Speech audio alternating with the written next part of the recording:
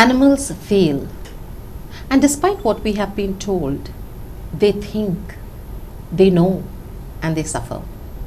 Hello everyone and welcome to the Navin Times Talk from the Heart. Our guest today is Dr. Shiela Rao. She is a veterinarian and the co-founder of an NGO called CUPA, which stands for Compassion Unlimited Plus Action. Plus Action. She co-founded this NGO to take animal welfare to the next level. Dr. Shiela Rao, welcome to our show. Thank you.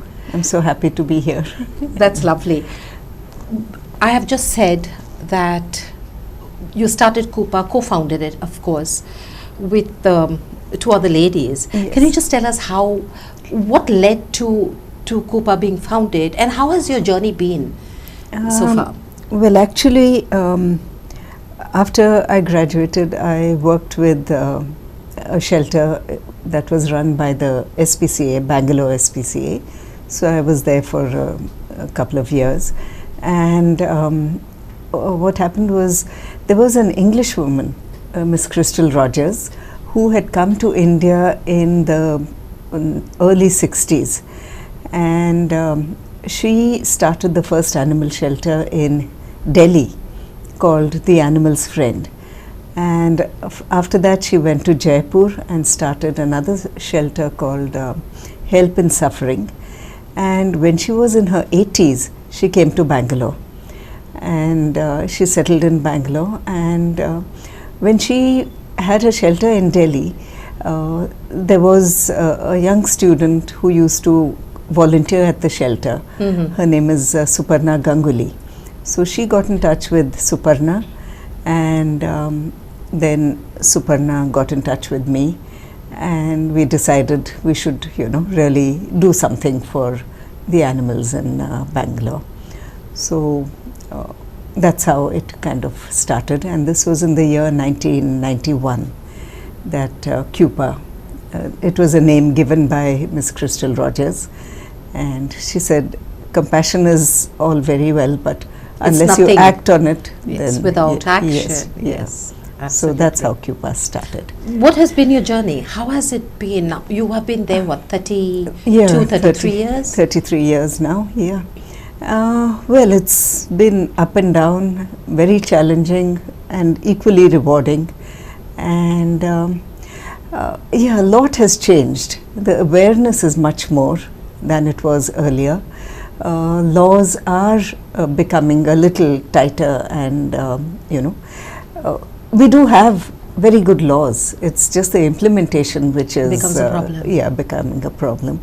But even that is changing, and the police are now aware of that animal welfare and cruelty to animals is actionable, and they have a huge role to play in that. So we don't have to, fight for every case with them to say this is what is happening. They generally come, they visit, their presence really makes a difference when there is a cruelty case. Okay. So when we first started, I remember we had made small booklets just of, Section 11 of the PCA Act in Kannada and in English, just to educate them, because many of them didn't even realize that there were laws. So that has changed a lot, and people definitely have become more aware, and there are small units all over the city. I think Goa also must be having a lot of those. Many of those, yes. So, people fighting for animal rights. So that I feel is a positive, a very big positive. So CUPA works across diverse areas of animal welfare.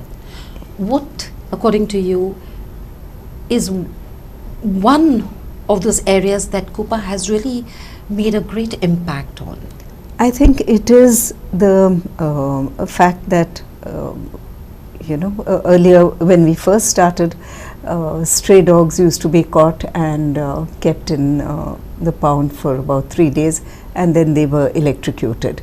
And this electrocution center was something that had been started in the I think 1930s or 40s or something, and was continuing for so long. And that was we managed to close it down and start the birth control program. So even before it became a law, CUPA used to do birth control for the street animals. So I think that was the biggest impact. And of course in 2001 the ABC rules, animal birth control dog rules, came into being, and things were much smoother after that, because the corporation then decided that they would take up the case, they would fund these operations, the sterilizations, and so then it became part of the normal routine of the corporation to have stray dog sterilizations, vaccinations, revaccinations. All that made a real difference to the stray dogs in the city. In Goa, like you rightly said, we have a lot of problems with stray animals, especially stray cows, buffaloes who are on the road, and then that causes problems, of course. But everywhere, I'm sure, it is not just Goa or it is not just Bangalore. Everywhere there must be challenges that you all face in rescuing, rehabilitating stray animals. What are some of the challenges that you all face? In Bangalore right now, our biggest challenge is the distance and the traffic. There's an animal which is, say, right across the other end of the city, and then if we have a center in Hebal. So if we have to go to, say, JP Nagar or Kengeri or somewhere, it's really difficult. It takes time, and very often the animal may not even make it, because by the time one goes across, it often succumbs. These are accident cases and things. And the other is, what do you do with the large animals, the cattle? They once they get injured, yes, you can take them, you bring them to your center. We have a separate center only for large animals, cattle, horses, donkeys, for those. So they are treated, and then if they are stray and we put them back, then what happens to them? It's so that is one of our biggest challenges. How do you manage the numbers? That's what do you do? For example, like you rightly said, is cattle, stray cattle. They were in an accident. You brought them to your shelter. You have treated them. What do you do with them next?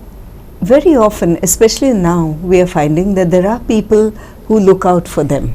So there is a caretaker, there is someone who keeps calling and saying, how is this animal, how is this? And then they say that, okay, you send him back, we'll look after him after this. So if it's, mostly the bulls which are just left loose. So there are people who do help. If they are not able to, if the injury is so bad that you can't put them back, then they remain in our center. So we have at the moment over 100 cattle, horses, donkeys, all. So that requires a lot of space. It requires space. The space has been given by the corporation. So we try to limit as much as possible so that we don't get too overcrowded, because at the end of the day it can't be, from the frying pan into the fire kind of situation. They need space, they need the proper care and treatment. So yeah, we can definitely go up in numbers, but we are very careful, and if it can't go back to where it came from, then the animal is with us permanently. Right. So. Recently we had a case. I don't know if you've heard of it on the news, social media. Now with social media, everything is out there. Yeah. We are a small global village. The whole world is like a village. Now, it was a case of a child who was attacked by a Rottweiler. Now, there were lots of people speaking for that animal, and there were a lot of people speaking for the child who Yes. passed away. It was sad. It was, yes. terrible.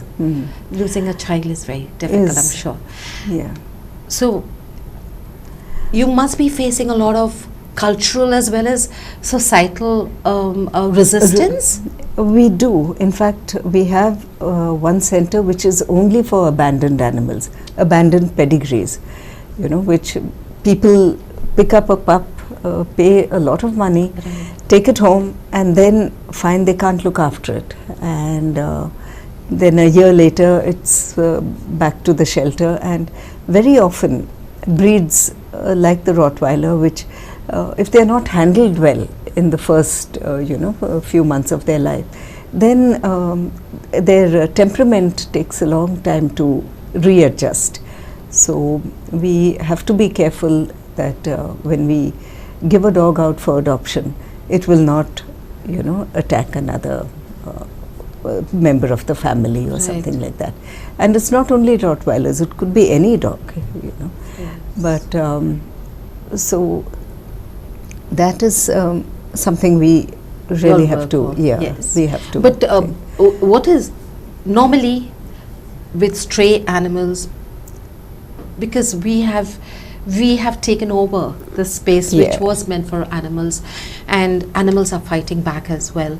So what are some of the problems that people put up, the resistance that people put up, saying as far as stray animals are concerned, like they are like stay away or whatever it Yeah, is. yeah. So there are a lot of people who are constantly fighting with, neighbors and people in their apartment blocks, and because they feed these animals. So as far as possible, we tell them, don't, feed in a group.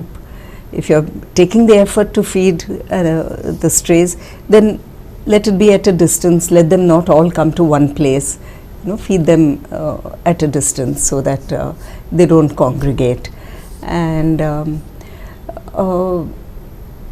it is challenging for them, for the people, because like you said, children are the most vulnerable, and it becomes really difficult to handle.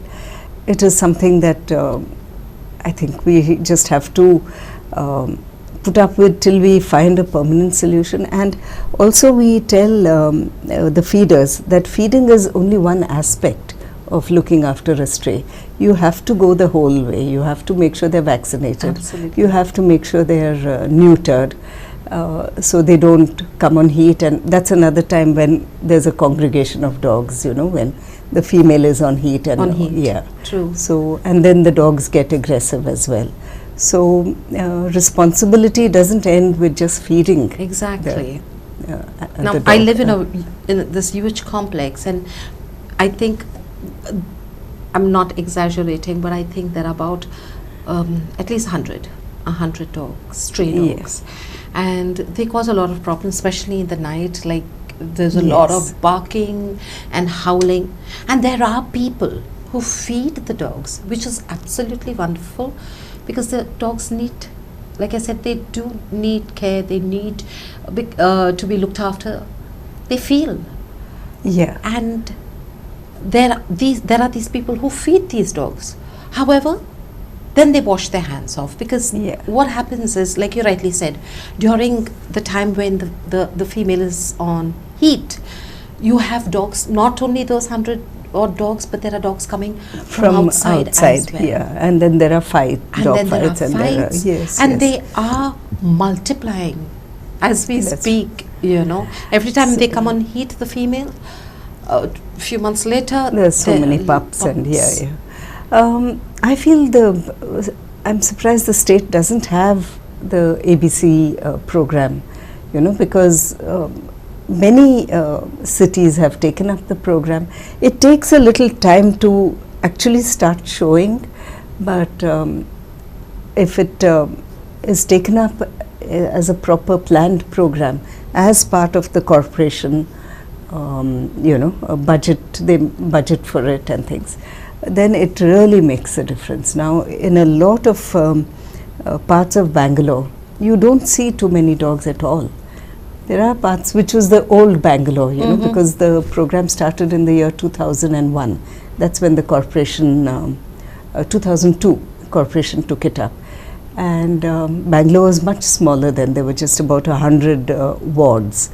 Now there are 200 wards.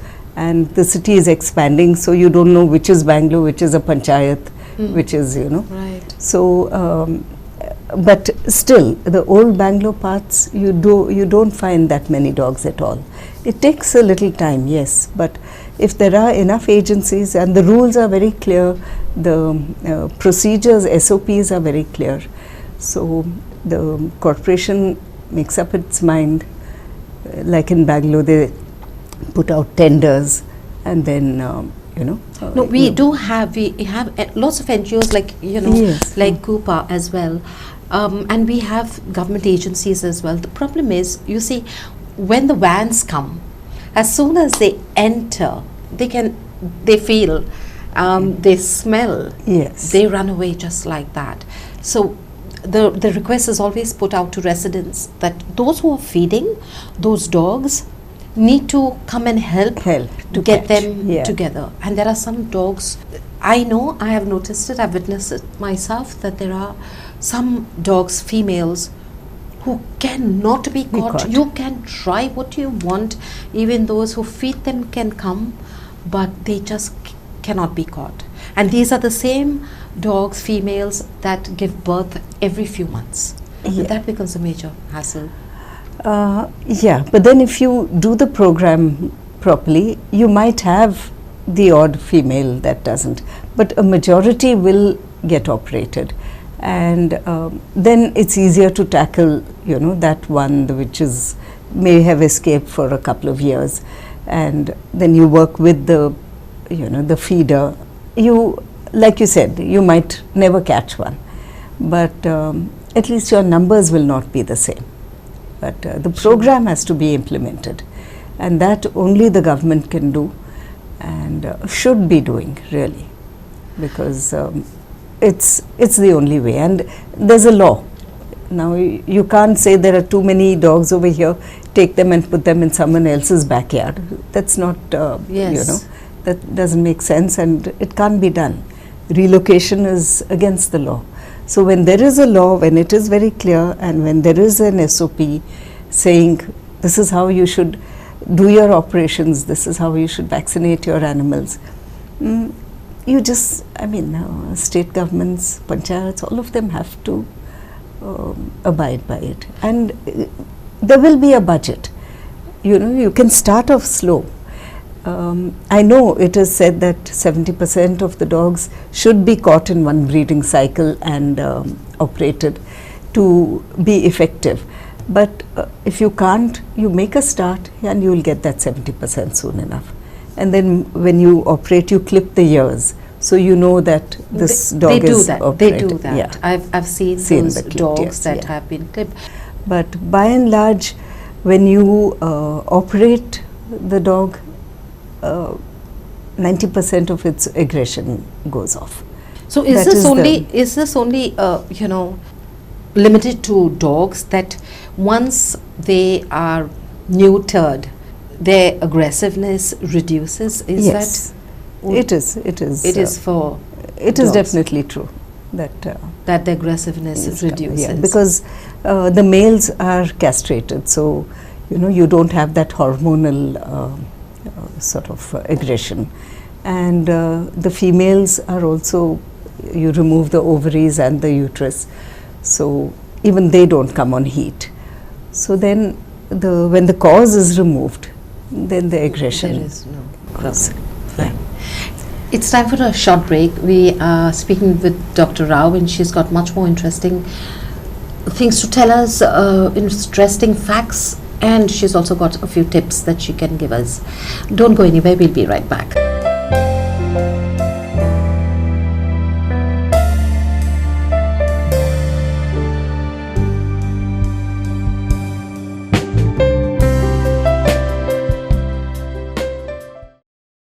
Hello everyone, and welcome back to the Navin Times Talk from the Heart. We are in conversation with Dr. Shiela Rao, a veterinarian and co-founder of CUPA. Dr. Rao, besides CUPA, you are also a trustee of WRRC, that is Wildlife Rescue and Rehabilitation Center. Yeah. Now, CUPA is doing a lot of work where animal welfare is concerned.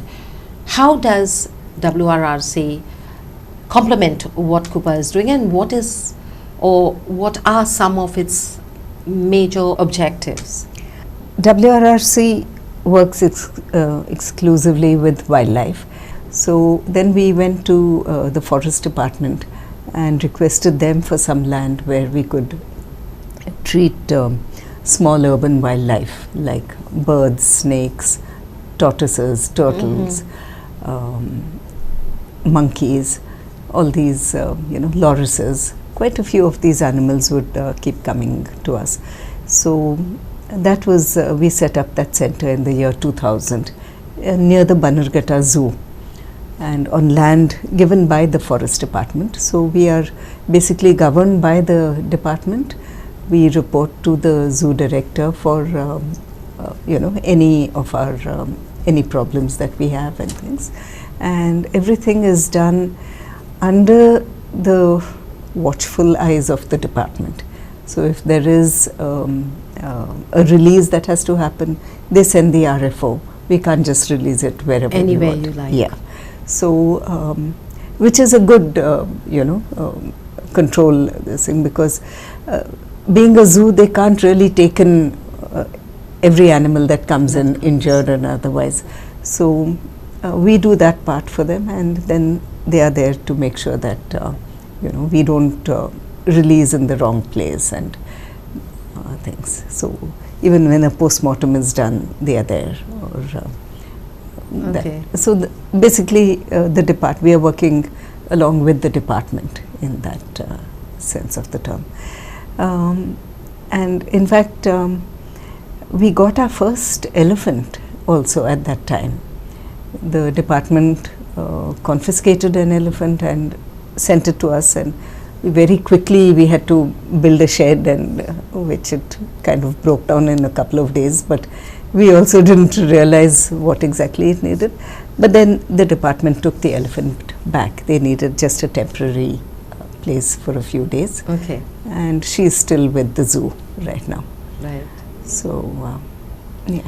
Okay. Dr. Rao has done extensive research on captive elephants.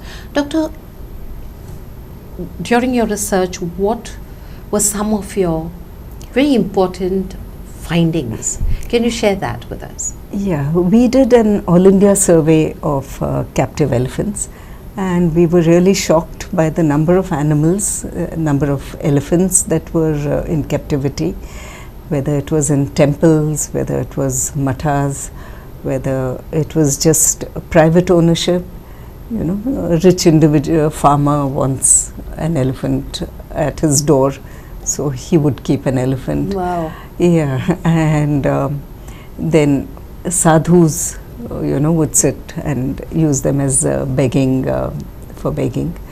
And the other was the Jaipur, the elephant rides in Jaipur.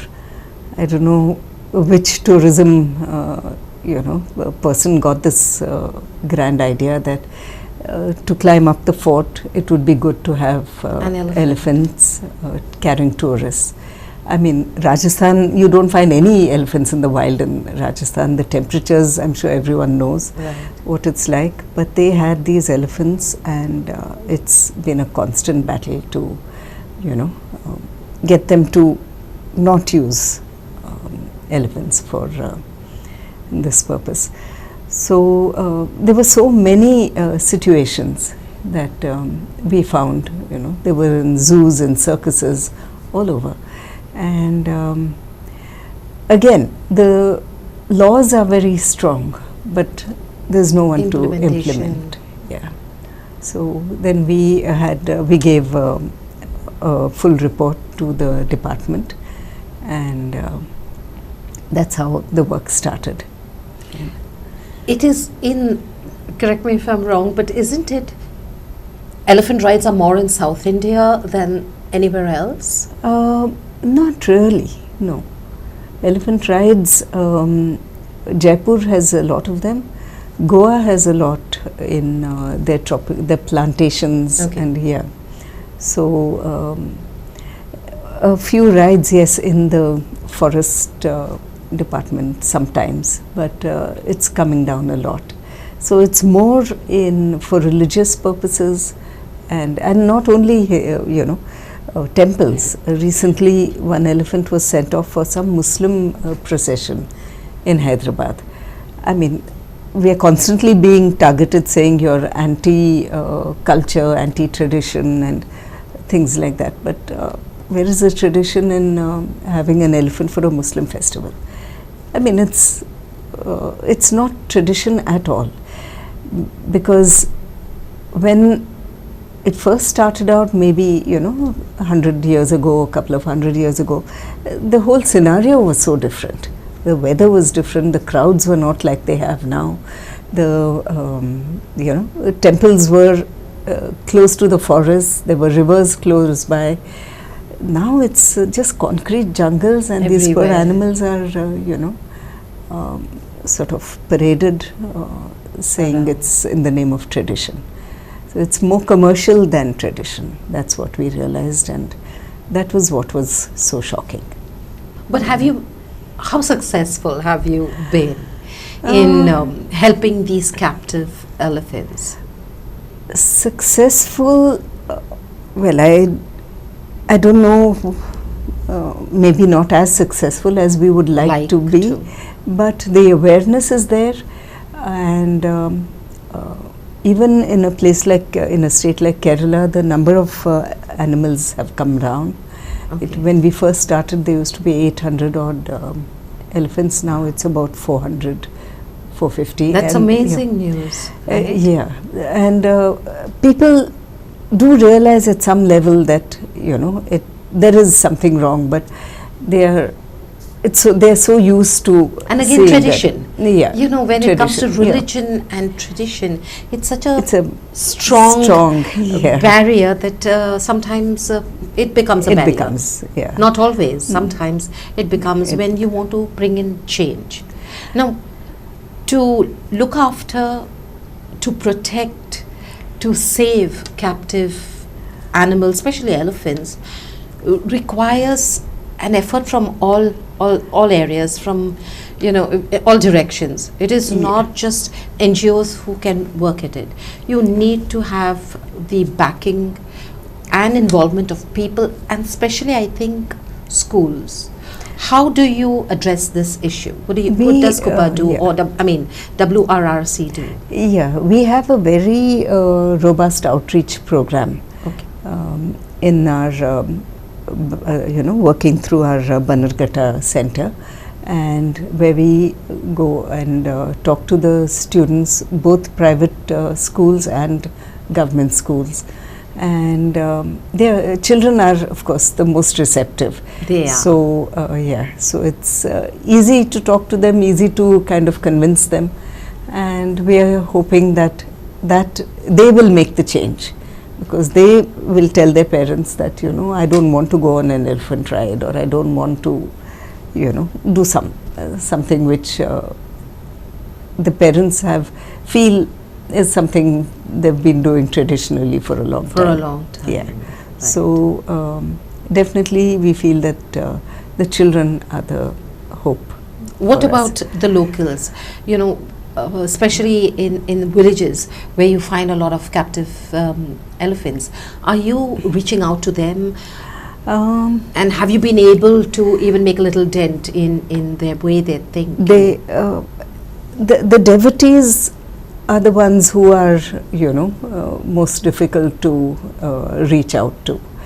But recently we had arranged for a mechanical elephant, a robotic elephant, just 2 days ago, which and the authorities, the Matha authorities themselves asked for it.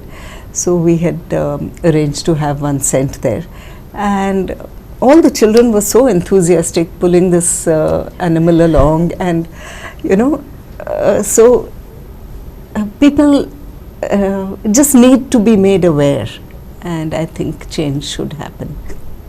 Of course, we are in the courts as well, so that's it has to be from all sides. Public writes to us very often saying, you know, I went to such and such a place, I found this animal, this elephant, and looking so sad, and it's so hot, and it's in this tiny room. And so we collect all these and we send them on to the department, and very often the department also takes notice. And now that they have their own center, earlier if they confiscated an elephant, they really wouldn't know where to keep it. Yeah, because you can't put her in a forest camp, or you know, these elephants need special treatments. They need whatever foot care, things like that, which is not available in a regular camp. So now that there is a center, the department is also realizing that there are situations where they need to move the animal. You all rescue captive elephants. Can you explain very briefly what is the process involved? Because an elephant is like massive. Yes. So how does this process happen? The process is completely taken up by the department. So they have to issue a transport permission. They have to get a veterinarian to check the animal out, see that it's you know, she's okay to be transported, because sometimes the truck, they're loaded onto trucks and sent. Yes. So the journey can take almost 24 hours. So they have to make sure that the elephant can withstand the journey. All that they have to. Only after it is certified, then we come into the picture. Very often we send our vet as well to accompany the animal, you know, drive behind the truck kind of thing, so that they are also there in case something goes wrong. And but it is the department who has to give the permission. On our own, we This absolutely cannot. The department. The forest department. The forest department. Right. You have worked so much with elephants. What is that one thing that really touched your heart about? I mean, animals are, you know, animals are something that we can relate to. Of course, we all love. I'm sure most of us love animals. So, what is that one thing that you you know, a story that you can share with us that really touched your heart about elephants, captive elephants? Oh, well, captive elephants, I think there's no one story. We have So right many. now 5 of them at our center, and just the fact that we can let them be. You know, the elephant center has about 25 acres of land. Mm-hmm. So, and they've given us another 40 acres or so where for walking the animals as well. So, the fact that you know, we don't have to have the mahouts sitting there all the time saying do this, do that, you know, drink water, you know, do a salam, nothing like that. We let them be as far as possible. We teach, use what is called positive reinforcement. Right. You know, where you Yes. give an animal a treat when it does what you ask it to do, like raising the leg, trimming the feet, that kind of thing. So, trimming the nails, not the feet, rather, trimming the nails. So, that's the only control that is needed. Apart from that, they are free the whole day, and we have CCTV cameras all around to make sure that, you know, things are okay.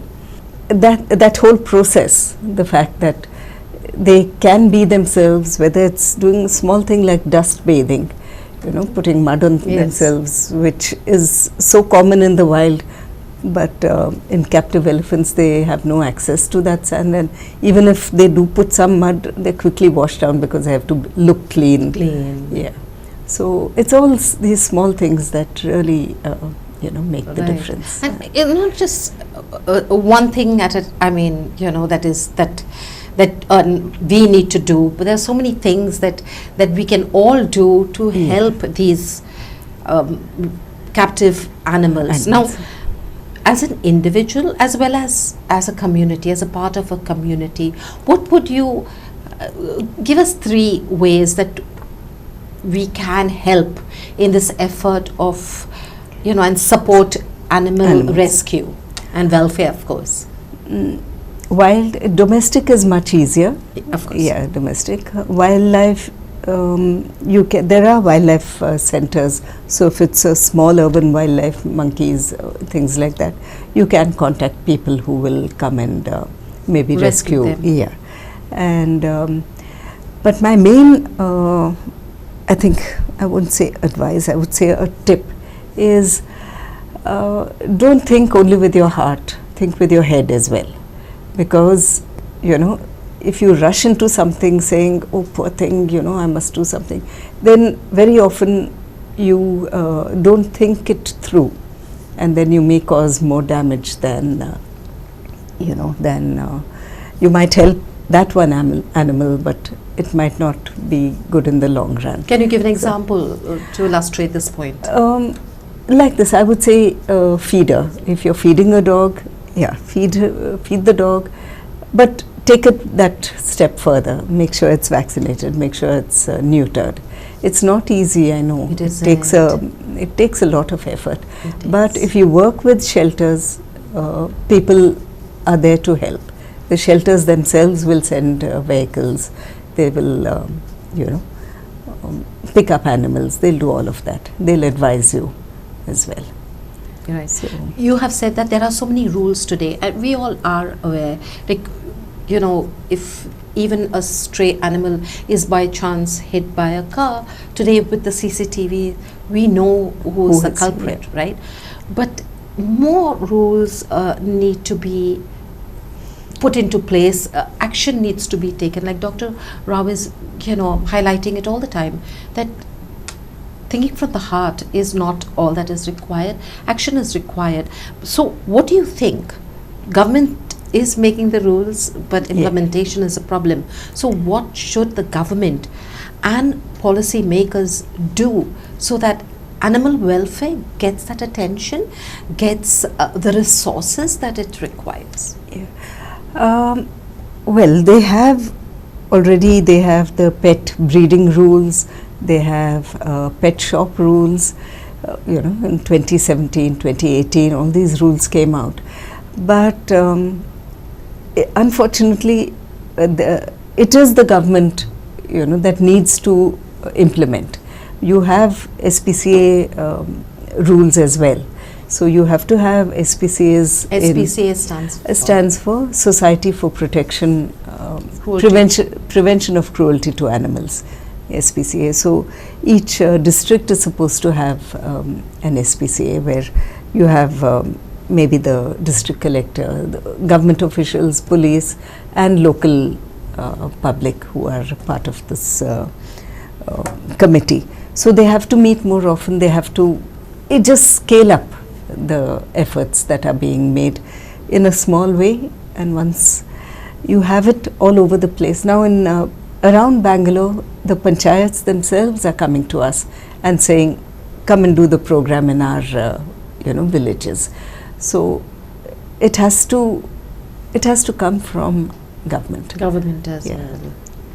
I know it's a very slow process. I know that, as doctor said, that now there are rules, but a few more rules and implementation is required. There is right now the penalty for cruelty to an animal is 50 rupees, which is, so archaic and so, sort of, it's laughable. Ridiculous. Yes, it is. Yeah. Yes, so there is an amendment which has been pending for the last so many years.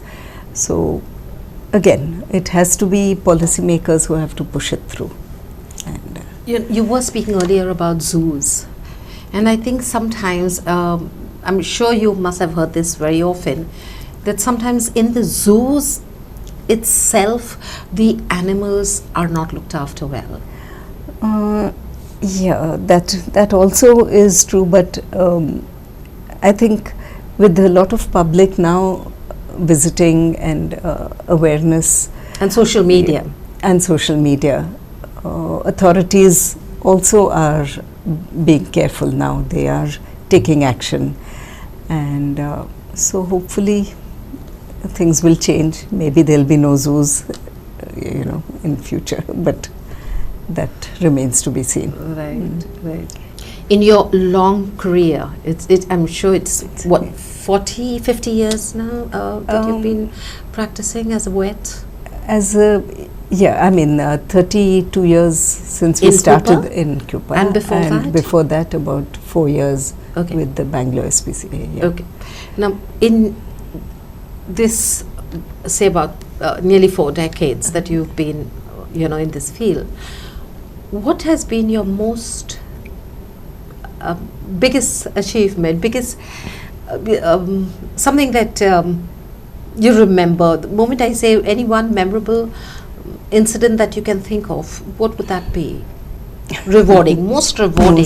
That this is what I think is the biggest thing I've done in the field of animal welfare. Well, I think, I don't know if it is how people will take it, but filing this case in Supreme Court for captive elephants, that was the one thing I felt would really make a difference to the animals, to the elephants that really need a lot of intervention. And so, of course, the case has been going on for a very long time, but there have been interim orders which have come out which are very good, and we are hoping it will come to some logical conclusion soon. And the ABC rules, the birth control, that is another thing that, because like I said, we had started doing the sterilization program much before it became the law. So the fact that it was made into a law, that is very rewarding, yeah. of course. And thanks to Mrs. Menaka Gandhi, who really took it up as a cause, and she still sort of pushes us to do whatever we can. Sitting in Delhi, she is constantly sending messages and saying, find out what happened to this dog or that dog. Okay. And she's so accessible that people do write to her very often, and so she's also on top of the whole situation. Okay. For someone who's been working and striving so hard for animals, not only protecting them, rescuing them, giving them shelter, what is your hope for these animals, for the rescue centers? What do you see? These centers are taking off, a lot more people are getting involved, but one sector which really now needs much more attention is the marine animal side, which I feel has been kind of overlooked, and now it's becoming really so depressing when you see the state of the rivers, the state of the oceans, and so much of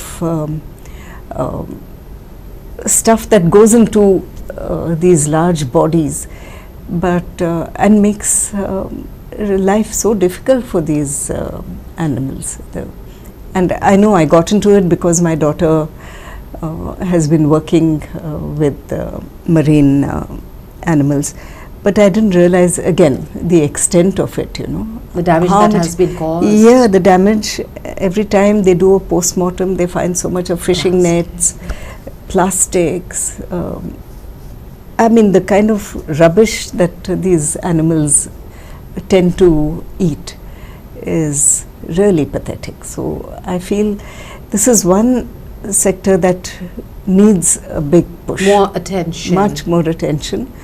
Dogs, cats now are being looked after with the anti-slaughter, and the Anti-Cow Slaughter Act. Goshalas are also coming up. So wildlife is of course also being looked at, and the forest department is very clear about what they need to do. And but this section, the marine animal thing, is something that I feel really needs a push. So I hope after this interview, and for all those who are watching and all those who matter in making the policies, the government, if we can do something in this area, I think especially in Goa. Yes, in Goa. We have a beautiful state, and we need to keep it that way. With all the plastic and the nets that doctor is speaking about is not just harmful for the marine life, but it leads back to us. So we need to take that care and make the right decision. Dr. Rao, thank you so much. We have spoken so much. It has been so interesting. And would you like to say something to our audience? I would just repeat what I said earlier, that think with your head and not only your heart, because a lot of work needs to be done, and a lot of policies need to be sort of put into place, enforced, and it is the common people who can make that happen. So I think that's my message, basically. Thank you. Thank you. To all our audience, to all who are watching, this is a message not just for animal lovers, but for you and for me. Thank you so much for your time, for your attention, and until next time, take care.